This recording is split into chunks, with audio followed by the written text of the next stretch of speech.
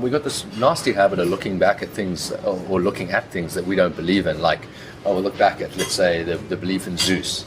And we'll say, what was that? Oh, no, we can write it off. We can stop thinking about it. That was superstition. That was mythology. It's a myth. Yeah. Yeah.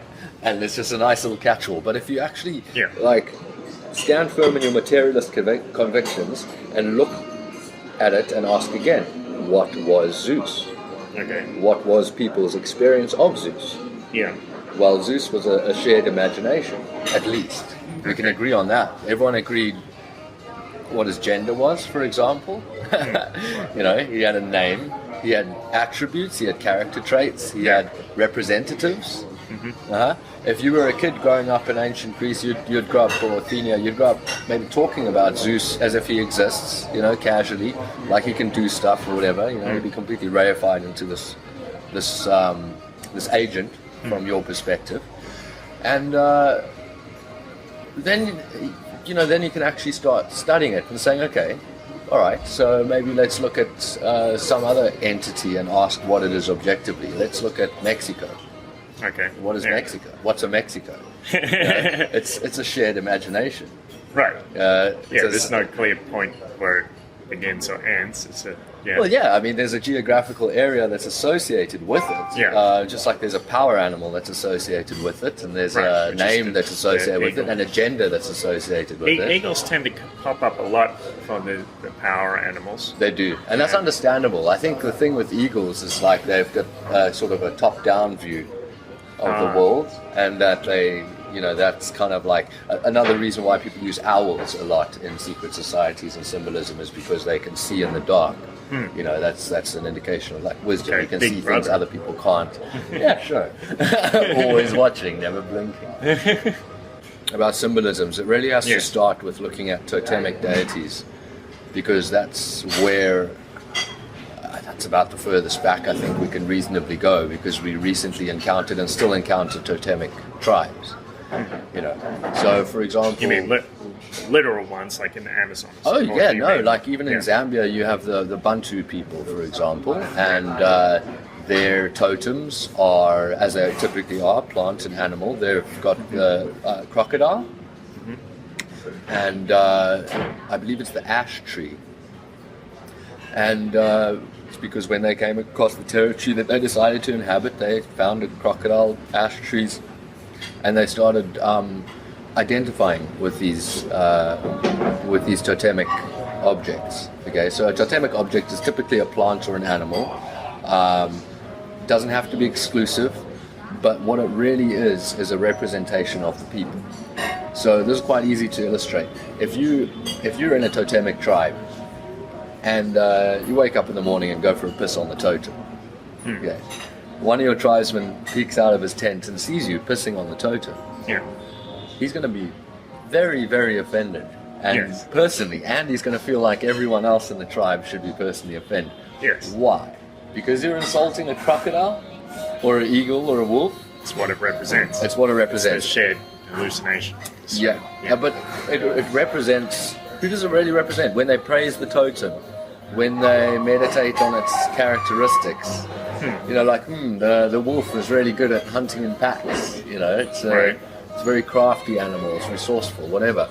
Like, they're really applying these characteristics to themselves. So like the people of the wolf will start identifying with the attributes of the wolf, and they'll identify the wolf with the symbol of the tribe. So essentially the totem is a representation of the unity of the group. That's why your tribesmate's pissed off when he sees you pissing on the totem, not because you're desecrating a wolf or an eagle, but because you're desecrating the unity of the group. Okay? And then you fast forward all the way now to modern totemic deities, also known as countries, nation states. And what are they? They're these shared imaginations that are assigned a gender and a power animal and a name and a set of rules to follow, and a bunch of representatives to interpret what the totemic deity wants. You know, I think it was really quite inevitable and also quite brave that in these old totemic tribes you invariably got some brave soul disappearing into the wilderness with usually with some trippy shit for a few days. and he'd come back with stories of visions. Right. You know, just when the tribe thinks he's dead, he shows up out of nowhere and says, "I've spoken to the fucking totem, Right. guys." So this is like, yeah, well, the example that comes to mind is with the Huirarica, or the Huichol people in Mexico. The story was they were going through a famine, and they basically had no food, and they didn't know what to eat. So they sent two brave young men off into the desert to try to look for something. And after a few days without food or water, they saw this blue deer hopping off into the distance and eating peyote.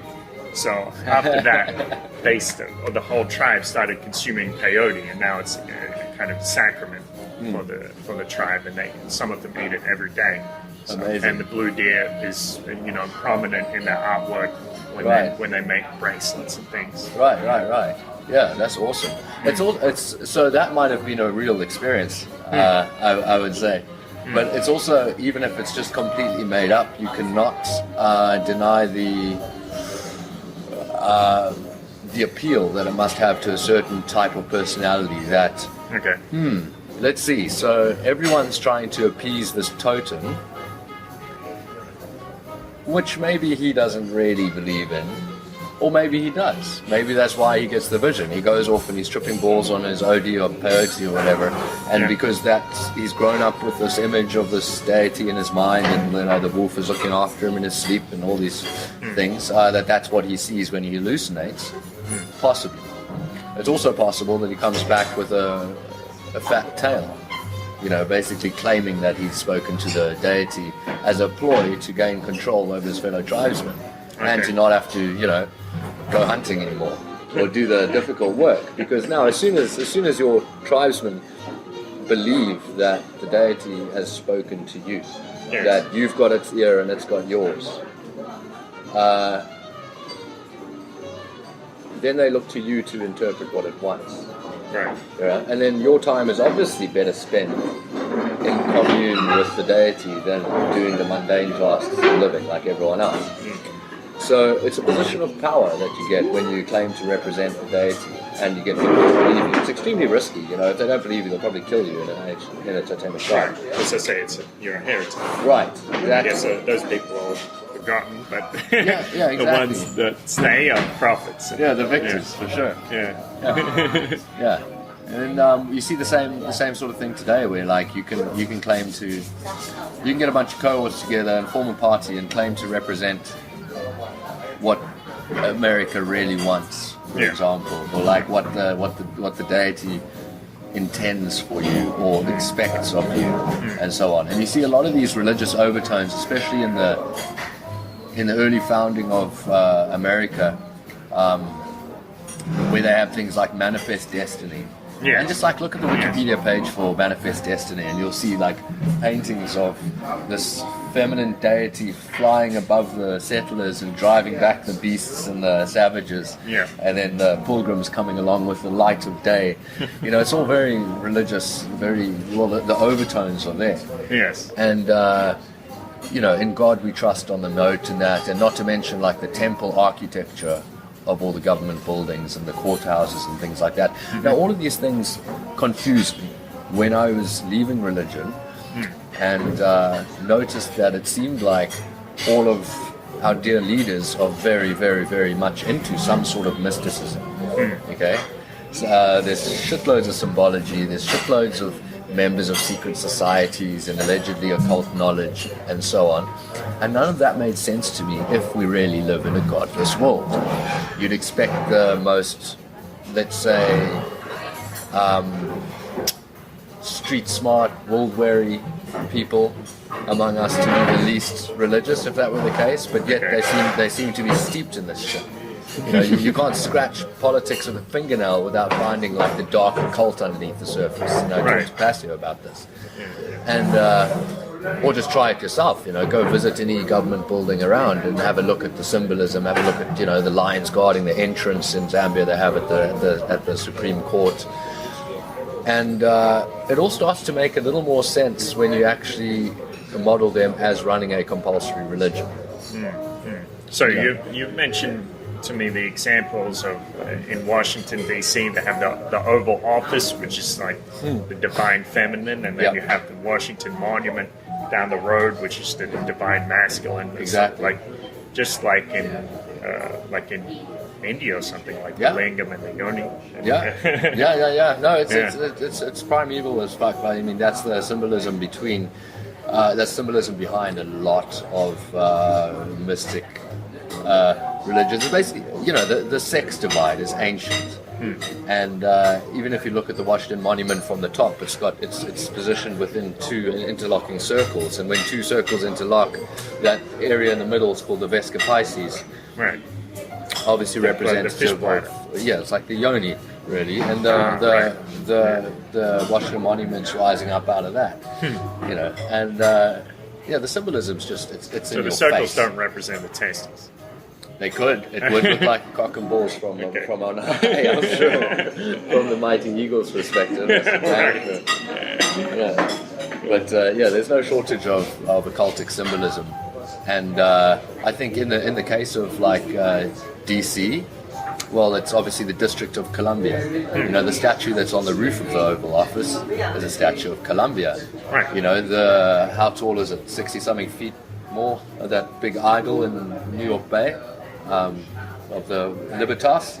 Right. Yeah. The one they call the Statue of Liberty. Yeah, because it's Libertas, the Roman goddess, which is, you can trace that back. It's the same personality as Columbia. Columbia is the poetic name for the Americas. So right. Yeah. So the how does that? The idea being that America really is the deity Columbia.